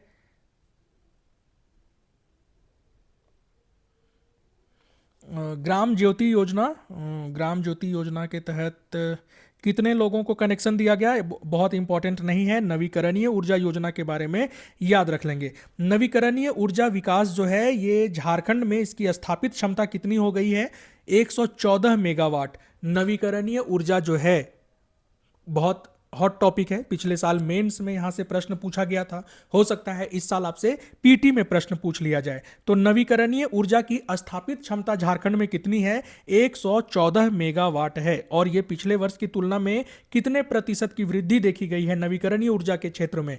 तो लगभग 18%, यानी कि 17.55% की वृद्धि देखी गई है नवीकरणीय ऊर्जा के विकास में। यह ध्यान रखना है आपको, है ना। कितने का स्थापित क्षमता है? 114 मेगावाट का स्थापित क्षमता है। अब यहां पर बात की जा रही है common service centre. Common service centre की संख्या कितनी है झारखंड में? लगभग 51,000 से अधिक हैं कॉमन सर्विस सेंटर। और कॉमन सर्विस सेंटर का काम क्या है? यह बहुत इंपॉर्टेंट है। काम यह है कि सरकार के द्वारा जो योजनाएं चलाई जा रही हैं, सरकार के द्वारा जो सेवाएं प्रदान की जा रही हैं, उसे राज्य के सुदूर इलाकों तक पहुंचाना, किसानों, छात्रों और वंचित समुदायों को उसके बारे में जानकारी देना, यह है कॉमन सर्विस सेंटर से जुड़ा काम। ध्यान रखना है कि काम क्या करता है, ठीक है। राज्य में सड़क नेटवर्क कितना है? 14,837 किलोमीटर, है ना। यह है झारखंड में राज्यों का जो सड़क नेटवर्क है वो। उड़ान योजना के तहत कहां कहां हवाई अड्डों का निर्माण किया गया? तो देवघर और जमशेदपुर में निर्माण किया गया है हवाई अड्डों का। यह भी ध्यान रखना है आपको, ठीक है। झारखंड राज्य में टोटल डाकघरों की संख्या कितनी है? तो 4580, 4580, ये है टोटल डाकघर की संख्या झारखंड में। बहुत इंपॉर्टेंट नहीं है, फिर भी याद रख लेंगे। पीएम कुसुम योजना, पीएम कुसुम योजना जिसके तहत किसानों की जमीन पर सोलर पंप लगाया जाता है, तो इस योजना की शुरुआत की गई थी मार्च 2019 में। बस आपके लिए ये इंपॉर्टेंट है, डेट डेट याद रख लेंगे, ठीक है। चलिए आगे बढ़ते हैं, और ये बहुत इंपॉर्टेंट टॉपिक है, श्रम शक्ति एवं रोजगार। यहां से प्रश्न बहुत सारे पीसीएस वगैरह में रहता है। अगर आप किसी भी स्टेट पीसीएस का एग्जाम दे रहे हो तो श्रम शक्ति और रोजगार से संबंधित आंकड़ों से प्रश्न पूछा ही पूछा जाता है। तो ये वेरी वेरी इंपॉर्टेंट है, यहां पर बिल्कुल ध्यान देना है, अवेयर हो जाना है। अगर अभी तक पढ़ पढ़ के बोर हो गए हो तो फटाफट से वीडियो को पॉज करेंगे, पानी वानी पी लेंगे, और फिर फोकस करके इस वाले आंकड़े को देखना है और यहां इसे नोट कर लेना है, ठीक है। देखिए, दो प्रकार के आंकड़े हमारे सामने आएंगे। एक होता है श्रम बल भागीदारी दर और दूसरा है श्रमिक जनसंख्या अनुपात। इसमें झारखंड में लगातार वृद्धि देखने को मिली है, विशेष रूप से महिलाओं में। ये हमारा आर्थिक सर्वेक्षण कह रहा है, ये याद रख लेना है। अब देखिए, जो श्रम बल भागीदारी दर रहा है, ये ग्रामीण क्षेत्र में पुरुषों के लिए कितना है, लगभग 53%। महिलाओं के लिए कितना है, 40%। ये वृद्धि ही है। पहले पुरुषों में कितना था वो सब छोड़ दीजिए, कितना था, वर्तमान में कितना है ये ध्यान रखेंगे। श्रम बल भागीदारी दर मतलब कि लोगों का जो एक संख्या है, उस संख्या में कितने लोग ऐसे हैं जो श्रम बल में शामिल हो रहे हैं, वही बताया जा रहा है इस रेशियो के द्वारा। तो ग्रामीण क्षेत्रों में लगभग 53% लोग जो हैं वो श्रम बल भागीदारी दर में भाग ले रहे हैं पुरुषों में, और महिलाओं में 40% महिलाएं हैं जो श्रम बल भागीदारी दर में शामिल हो रही हैं। ये ध्यान रखना है आपको। शहरी क्षेत्र में 52% पुरुष हैं जो श्रम बल भागीदारी दर में शामिल हो रहे हैं, और 15% महिलाएं हैं जो श्रम बल भागीदारी दर में शामिल हो रही हैं शहरों में। अब देखिए, अगर आपसे ये पूछे कि महिला एवं पुरुषों में श्रम बल भागीदारी दर शहरों में अधिक है या गांव में अधिक है, तो दोनों ही मामलों में, महिला और पुरुष दोनों के मामलों में गांव में अधिक है। ये ध्यान रखेंगे। यहां डेटा जो दिया हुआ है अलग अलग नोट कर लेंगे, उससे आपको पता चल जाएगा, याद कर लेना है आपको। शहर में कितना है, 53.1% पुरुषों के मामले में, और गांव में, और शहर में कितना है, 52.1%। वहीं महिलाओं के लिए पूछे कि गांव में कितना है, तो गांव में है 40.4%, और शहर में कितना है, तो केवल 15%। ये गैप जो है जरूर याद रखेंगे इसे, ठीक है। चलिए, ये डेटा भी है, पर ये डेटा आपको याद नहीं करना है, क्योंकि मैक्सिमम सवाल जो है वो श्रम बल भागीदारी दर से ही पूछता है ना। अब देखते हैं बेरोजगारी से संबंधित कुछ आंकड़े। तो ग्रामीण पुरुषों में बेरोजगारी की दर जो है वो घटी है। कितना हो गया है अब, 0.8%। पहले कितना होता था, 7.8%। तो अब गांव के लोग, बेरोजगारी गांव में कम हो चुकी है, ये बताता है हमारा ये आर्थिक सर्वेक्षण। ग्रामीण क्षेत्रों में जहां महिलाएं पहले 3.7% महिलाएं बेरोजगार होती थी, अब कोई बेरोजगार नहीं है, 0% हो गया ग्रामीण क्षेत्र में महिलाओं की बेरोजगारी दर, ठीक है। शहरी क्षेत्र में बेरोजगारी दर कितना है, तो अभी 5.8% है पुरुषों में, और महिलाओं में भी ये 5.8% है। कम हुआ है बेरोजगारी दर शहरी क्षेत्र में भी, लेकिन गांव से ज्यादा बेरोजगारी कहां पर है, शहरों में है। ये डेटा हमें यही बता रहा है, ठीक है। चलिए, अब श्रम बल भागीदारी दर में युवाओं पर बात करते हैं। युवा कौन, जिनकी आयु 15 से लेकर के 29 वर्ष तक है। तो इनकी भागीदारी, जो श्रम बल भागीदारी दर है, उसमें ये बढ़े हैं, 55% तक अब भागीदारी कर रहे हैं ग्रामीण क्षेत्रों में, और शहरी क्षेत्र में भी इनके भागीदारी दर में वृद्धि हुई है, लगभग 34%। तो ये परसेंटेज, तीनों परसेंटेज जो मैंने आपको यहां पर बताया, बहुत इंपॉर्टेंट है, पूरा याद कर लेना है। शहरी क्षेत्र में युवा बेरोजगारी कितना है, 16.6%। बहुत इंपॉर्टेंट, यहां से कहीं से भी परसेंटेज उठा के आपसे सवाल पूछ लेगा, तो प्रत्येक परसेंटेज को नोट कर लेंगे और डेली 1 से 2 बार रिवाइज करेंगे, आपको याद हो जाएगा। कल शाम को 9 बजे इन्हीं सभी डेटा से संबंधित एमसीक्यू का सेशन रहने वाला है, तो आज इस सेशन को देखें, नोट कर लें, सारी चीजों को रिवाइज कर लें। कल रात में एक प्रकार से आपके लिए टेस्ट लिया जाएगा, रात में 9 बजे। अब चलते हैं आगे, देखते हैं और कुछ महत्वपूर्ण हमारे लिए क्या है। अब शिक्षा से संबंधित कुछ चीज़ों को देख लेते हैं। तो झारखंड में साक्षरता दर 2000 में कितना था? लगभग 53%। आपको पता है कि झारखंड को बने हुए 25 वर्ष हो गया है ना? तो हो सकता है कि स्थापना के समय पर क्या स्थिति था, वहां से भी सवाल पूछ लिया जाए। तो वर्ष 2000 में झारखंड की साक्षरता दर केवल 53% थी, लेकिन वर्तमान में साक्षरता दर कितनी हो गई है? 76%। पुरुषों में साक्षरता दर कितनी है? 83%। और महिलाओं में साक्षरता दर कितनी है? 70%। तो ऐसे याद रखिए, ओवरऑल लिटरेसी रेट कितना है? 76। यहां से 6% ऊपर चले जाइए तो 83 के आसपास आ जाएंगे, है ना? तो ये हो जाएगा पुरुषों की साक्षरता दर। 6% नीचे चले जाइए तो आ जाएंगे 70 के आसपास, और ये हो जाएगा महिलाओं की साक्षरता दर।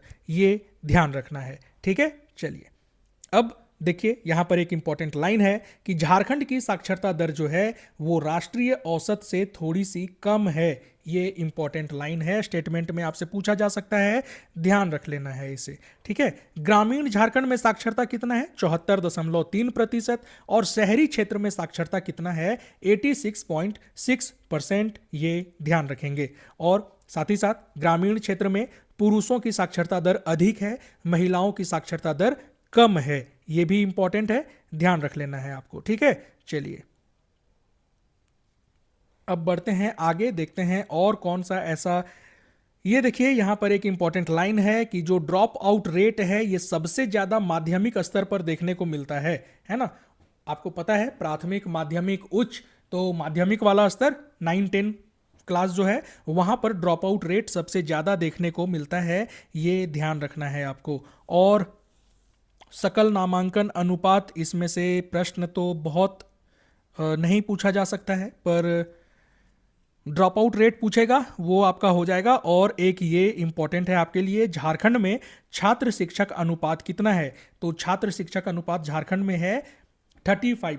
35 बच्चों पर एक टीचर उपलब्ध है। राष्ट्रीय औसत क्या है? देश में 25 बच्चों पर एक टीचर है। और जो हमारा शिक्षा का अधिकार अधिनियम है उसमें भी ये कहा गया है कि प्रत्येक 25 बच्चों पर एक टीचर होना चाहिए। तो इस मानक पर झारखंड जो है थोड़ा पीछे चल रहा है, ये आप ध्यान रखेंगे, है ना?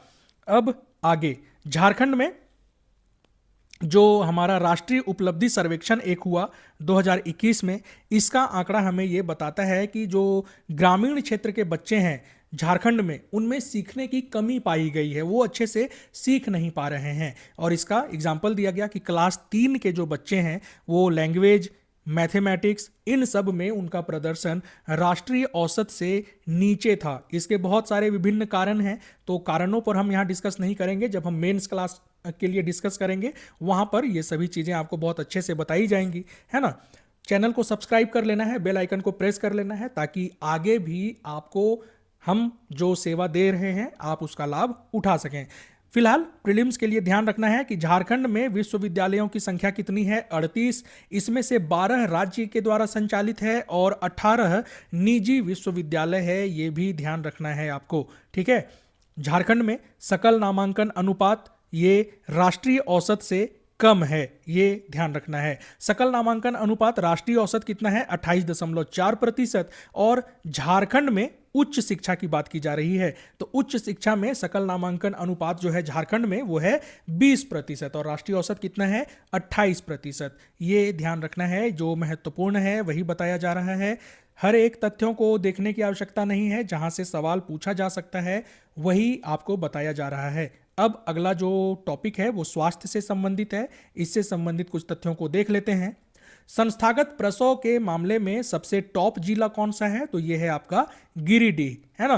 तो गिरिडीह एक ऐसा जिला है जहां पर संस्थागत प्रसव सबसे अधिक मात्रा में, अधिक संख्या में देखने को मिलता है। जबकि संस्थागत प्रसव सबसे कम संख्या में कहां देखने को मिलता है? कोडरमा में। ये देखिए 4361 डेटा भी दिया हुआ है। तो डेटा याद नहीं करना है आपको, बस इतना याद रखना है कि संस्थागत प्रसव सबसे अधिक कहां पर होता है? गिरिडीह में। सबसे कम कहां पर होता है? कोडरमा में, ठीक है? चलिए, टीकाकरण के मामले में सबसे बेहतरीन प्रदर्शन किया है किसने? रामगढ़ ने। और रामगढ़ में लगभग 89.41 ये बच्चों को टीकाकरण किया गया है, ये डेटा हमें बताता है। तो टीकाकरण के मामले में सबसे बेस्ट रामगढ़, संस्थागत प्रसव के मामले में सबसे बेस्ट हो जाएगा आपका गिरिडीह। संस्थागत प्रसव के मामले में सबसे खराब प्रदर्शन किसका रहा है, तो वो हो जाएगा कोडरमा का। ये नोट कर लेंगे, बहुत इंपॉर्टेंट है। अब देखिए, राज्य में मलेरिया सबसे प्रचलित बीमारी है। मलेरिया जो है, जितने लोगों को बीमारी होती है उस बीमारी में मलेरिया सबसे ज्यादा प्रभावित करता है लोगों को। झारखंड के सभी बीमारी से ग्रसित लोगों में से 37% लोग जो हैं वो बीमारी से पीड़ित रहते हैं। ये डेटा बहुत इंपॉर्टेंट है ना। मलेरिया क्यों होता है, मादा एनाफ्लीज मच्छर के कारण से। तो 37% लोग जो हैं वो मलेरिया से प्रभावित रहते हैं, ये ध्यान रखना है आपको, है ना। टाइफाइड से 10%, और जो श्वसन संक्रमण होता है उससे 9%। ये सब बहुत इंपॉर्टेंट नहीं है, मलेरिया वाला बस आप याद रख लेंगे, ठीक है। मलेरिया सबसे ज्यादा कहाँ के लोगों में पाई गई है, तो ये पाया गया है पश्चिमी सिंहभूम में। सबसे ज्यादा मलेरिया से प्रभावित कहाँ पर होते हैं लोग, पश्चिमी सिंहभूम में। और सबसे कम कहाँ पर प्रभावित होते हैं, तो देवघर में। ये ध्यान रखना है आपको। फिर यहाँ पर बात किया जा रहा है प्रधानमंत्री जन आरोग्य योजना, जिसकी शुरुआत वर्ष 2018 में की गई थी। इसे आयुष्मान भारत भी कहा जाता है ना। इससे संबंधित कुछ आंकड़े हैं तो उसे देख लेते हैं। फिलहाल यहाँ पर आंकड़े हैं, पर बहुत ज़्यादा आपको याद करने की आवश्यकता नहीं है। आपको पता है इस योजना के तहत स्वास्थ्य बीमा प्रदान किया जाता है। शुरुआत कब होती है, 2018 में, बस ये याद रखेंगे। अब देखिए, ये डेटा बहुत इंपॉर्टेंट है। झारखंड में कुल कितने स्वास्थ्य संस्थान हैं, 4835। सबसे ज़्यादा कहाँ पर है, सबसे ज़्यादा है रांची में। सबसे कम जो स्वास्थ्य संस्थान यानी कि हॉस्पिटल वगैरह सबसे कम कहाँ पर है, तो ये है पाकुड़ में। ये ध्यान रखेंगे, है ना। नहीं, सॉरी, मैं बिस्तर वाला बता दिया। सबसे ज़्यादा जो आपका स्वास्थ्य संस्थान है यानी कि हॉस्पिटल्स वगैरह सबसे ज़्यादा ये तो रांची में है ना। लेकिन सबसे कम अगर पूछे तो वो रामगढ़ में है, 72। ये ध्यान रखेंगे, सबसे कम स्वास्थ्य संस्थान यानी कि सबसे कम हॉस्पिटल कहाँ पर है, वो रामगढ़ में है, केवल 72। और रांची में कितने हैं, 459। ये ध्यान रखना है, यही इंपॉर्टेंट है। अगला तथ्य आपके लिए बहुत इंपॉर्टेंट नहीं है। अब चलते हैं आगे और देखते हैं अगले को, पेयजल एवं स्वच्छता से संबंधित।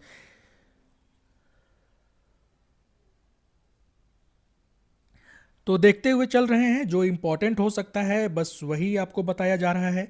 ये देखिए, झारखंड में जो आंगनबाड़ी केंद्र है उसमें टैप जल आपूर्ति सबसे अधिक कहाँ पर होती है, गोड्डा में, है ना। तो गोड्डा में शहरीकरण तो नहीं है, बहुत कम है, सबसे कम शहरीकरण है गोड्डा में। लेकिन गोड्डा एक ऐसा जिला है जहाँ के आंगनबाड़ी केंद्रों में टैप जल आपूर्ति होती है, यानी कि नल से जल वहाँ पर लोगों को प्राप्त होता है। इस मामले में सबसे ज़्यादा जो कहाँ के आंगनबाड़ी समृद्ध हैं, गोड्डा के आंगनबाड़ी समृद्ध हैं इस मामले में। ये ध्यान रखना है आपको, ठीक है। चलिए अगले तथ्य की ओर चलते हैं। ये देखिए, ये एक वेरी वेरी इंपॉर्टेंट जल जीवन सर्वेक्षण टूल किट, ये किसके द्वारा विमोचन किया गया इसका, तो ये किया गया हमारे पूर्व उपराष्ट्रपति जगदीप धनखड़ के द्वारा। कब किया गया था इस टूल किट का विमोचन, 21 अक्टूबर 2022 को। ये टूल किट जल जीवन सर्वेक्षण को बढ़ावा देता है, इसीलिए ये टूल किट लॉन्च किया गया था। किसके द्वारा, जगदीप धनखड़ जी के द्वारा, 21 अक्टूबर 2022 को। ये ध्यान रखेंगे आप, ठीक है। चलिए आगे चलते हैं और ये देखिए, यहां पर वर्ष 2018-19 इस समय पे झारखंड को 100% ओडीएफ मुक्त घोषित कर दिया गया था, है ना। यानी कि खुले में शौच मुक्त घोषित कब किया गया था झारखंड को, तो वर्ष 2018-19 के समय पर। ये ध्यान रखेंगे आप। और यहां पर क्या आंकड़ा है जो हमें याद रखना चाहिए एग्जाम के नजरिए से, तो ये देखिए, झारखंड में तरल अपशिष्ट प्रबंधन उपचार संयंत्र की संख्या कितनी है टोटल, तो टोटल है 25। ये महत्वपूर्ण है, इसे याद रखेंगे। और अब देखते हैं हम महिला बाल विकास एवं सामाजिक सुरक्षा से संबंधित कुछ महत्वपूर्ण आंकड़ों को।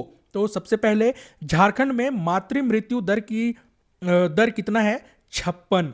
प्रति 1 लाख जीवित जन्मों पर 56 माताओं की मृत्यु हो जाती है झारखंड में। और अगर इसका राष्ट्रीय औसत देखें तो राष्ट्रीय औसत और ज्यादा है, 97, है ना। तो हमारे देश के देश में मातृ मृत्यु दर कितनी है अगर ये पूछे तो ये हो जाएगा प्रति 1 लाख जीवित जन्मों पर 97 माताओं की मृत्यु।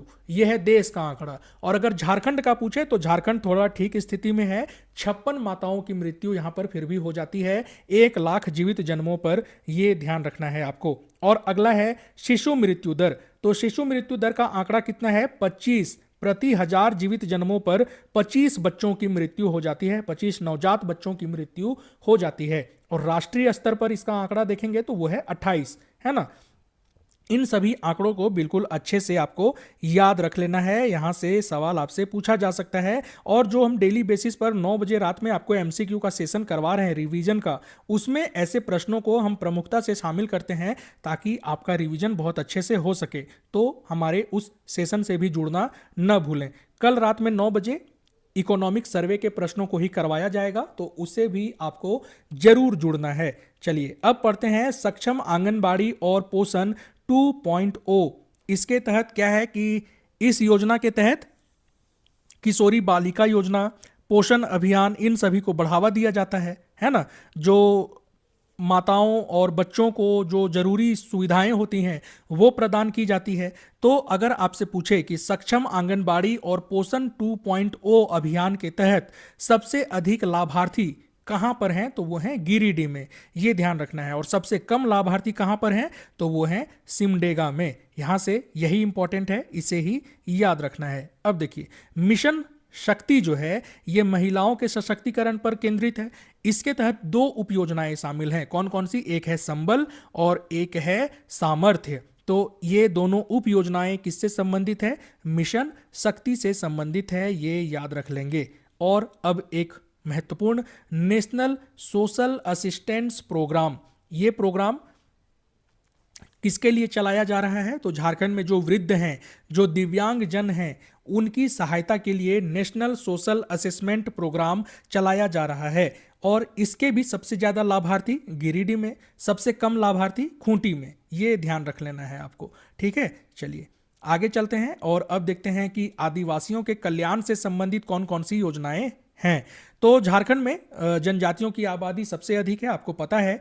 4 सबसे बड़ी आबादी अगर आपसे पूछे तो इन चारों का नाम आपको याद रखना है, संथाल, उरांव, मुंडा और हो। ये सबसे बड़ी जनजाति है झारखंड की। अभी देखिए आगे आपको परसेंटेज भी मिलेगा, आप चाहें तो परसेंटेज को भी बिल्कुल नोट कर लेंगे, जो कि 2011 की जनगणना के अनुसार बताया जा रहा है। झारखंड में टोटल जनजातीय आबादी कितनी है, 26.2%। इसमें सबसे ज्यादा है संथाल जनजाति। संथाल जनजाति का प्रतिशत 31.86% है। बहुत सारी किताबों में आप जाएंगे तो वहां पे 35% है, तो उसे काट के अपडेट कर लेना है आपको, ठीक है। आर्थिक सर्वेक्षण का डेटा ज्यादा ऑथेंटिक माना जाता है। संथाल जनजाति की आबादी कितनी है झारखंड में, 31.86%। उसके बाद उरांव की आबादी लगभग 19.85% है। फिर है मुंडा लगभग 14% के आसपास, और फिर है हो जनजाति, इनकी संख्या लगभग 10.73% है। इन चारों का प्रतिशत जरूर याद रख लेंगे, इंपॉर्टेंट है, प्रश्न में आपसे पूछा जा सकता है जेपीएससी के एग्जाम में।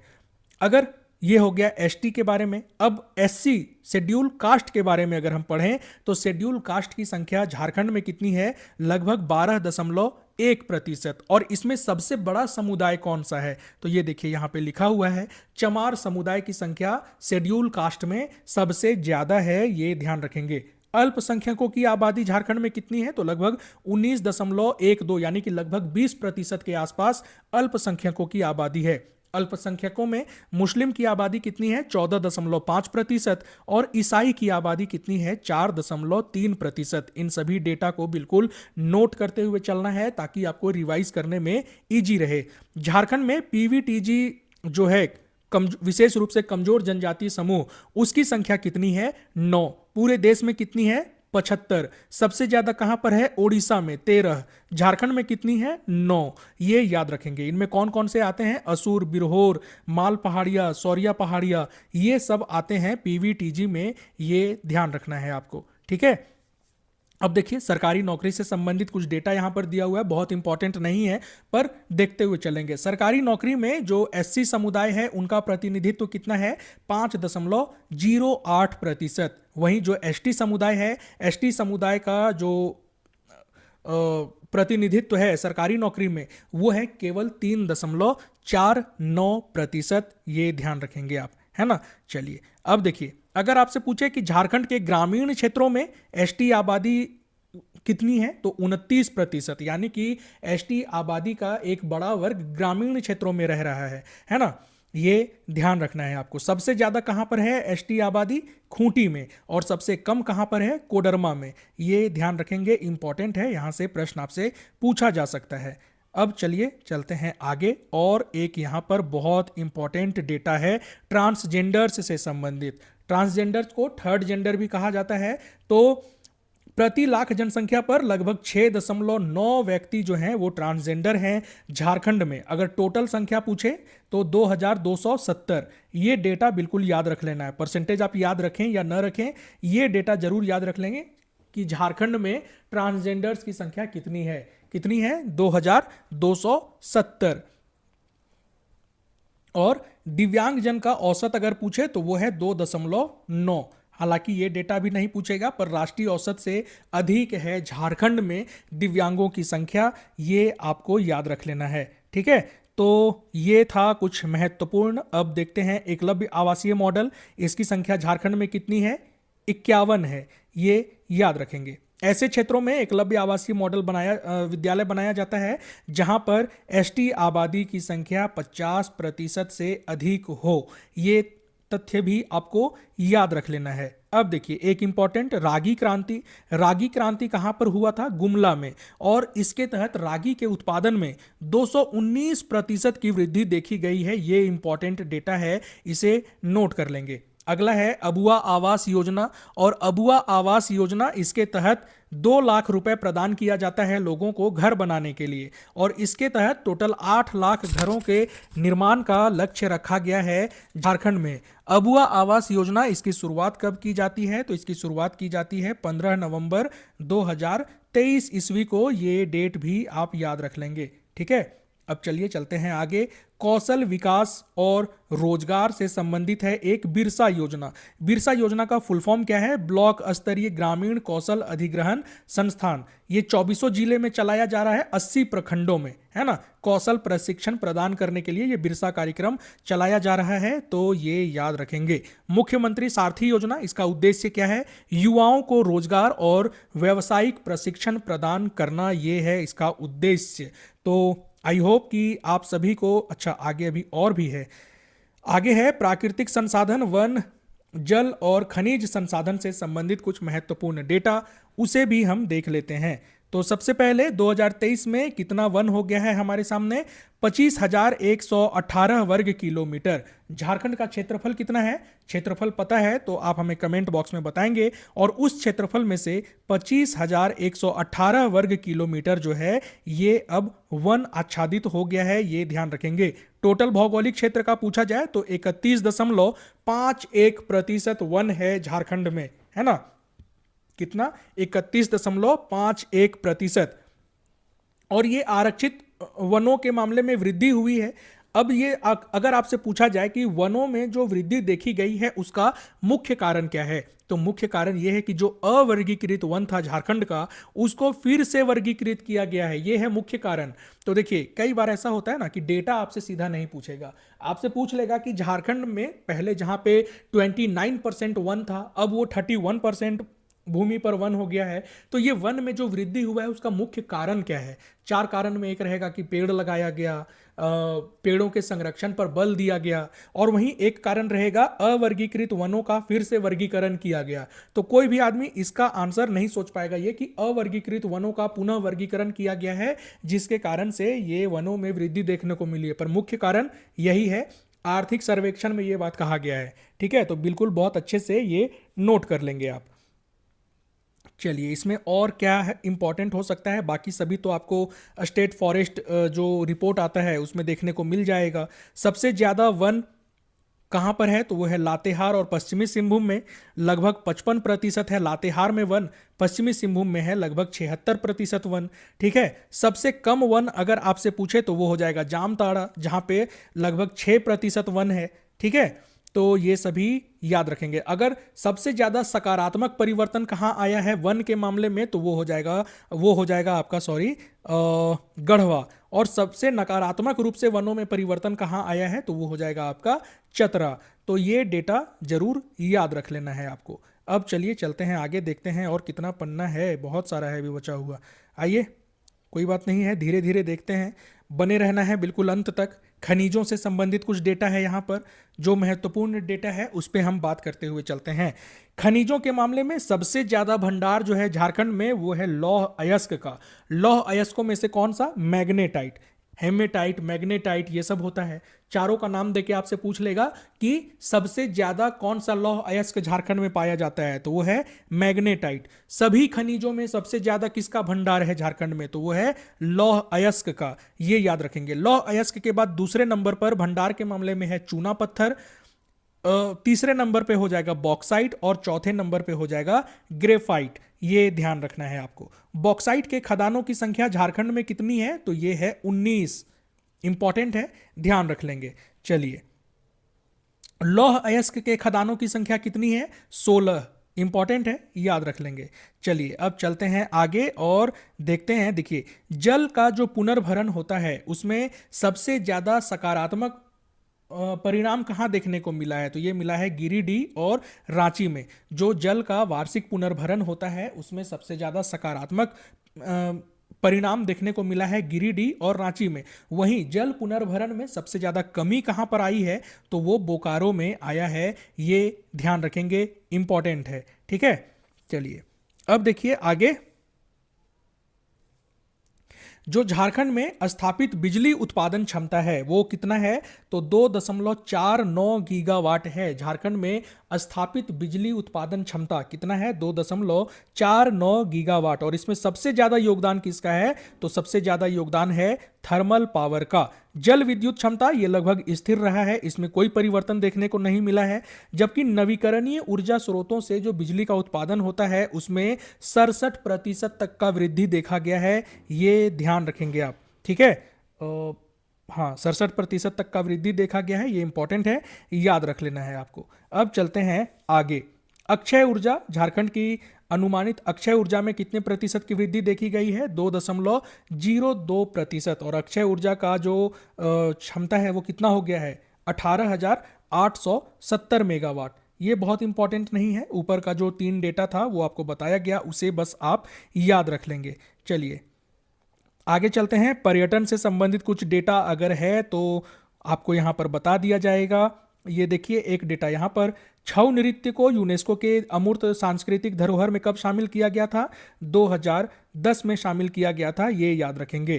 खेल के मामले में झारखंड को भारत की हॉकी नर्सरी कहते हैं, यहां से हॉकी के खिलाड़ी काफी ज्यादा मात्रा में निकलते हैं। वर्ष 2024 के अर्जुन अवार्ड से सम्मानित किया गया है सलीमा टेटे को। और सलीमा टेटे जो हैं ये सिमडेगा की रहने वाली हैं। ये भी हमने अपने जनवरी 2025 के सेशन में आपको ये बताया हुआ है। साथ ही साथ सलीमा टेटे से पहले एकमात्र जो हॉकी के खिलाड़ी हैं जिनको कि अर्जुन अवार्ड मिला है, उनका नाम है माइकल किंडो। 1972 में इन्हें दिया गया था। तो हॉकी के खिलाड़ियों के मामले में बोला जाए तो ये दूसरी खिलाड़ी हैं सलीमा टेटे, जिनको कि अर्जुन अवार्ड प्राप्त हुआ है। और महिला हॉकी खिलाड़ी की बात करेगा तो केवल एक खिलाड़ी है जिसे कि ये अवार्ड प्राप्त हुआ है, ये ध्यान रख लेंगे। अब है नवरत्नगढ़ महल, ये कहां पर स्थित है, तो ये स्थित है गुमला में, ये आपको ध्यान रखना है। और तो ये था हमारा आज का सेशन जिसमें हमने पूरे आर्थिक सर्वेक्षण को बहुत अच्छे से देख लिया है। मुझे उम्मीद है कि आपने अपना नोट्स बना लिया होगा और अब आप उसे रिवाइज करके कल रेडी रहेंगे रात में 9 बजे एमसीक्यू सेशन के लिए। तो एमसीक्यू सेशन से जरूर जुड़ना है, अपने दोस्तों के साथ इसे अभी शेयर कर दें ताकि आपके दोस्त भी हमारे साथ कल रात 9 बजे जुड़ सकें और एमसीक्यू को रिवाइज करके अपनी तैयारी को बेहतर बना सकें। तो पढ़ते रहें, मस्त रहें, अपना ध्यान रखें। मिलते हैं अगले सेशन में कुछ महत्वपूर्ण और तड़कते भड़कते एमसीक्यू के साथ। थैंक यू, जय हिंद, जोहार झारखंड।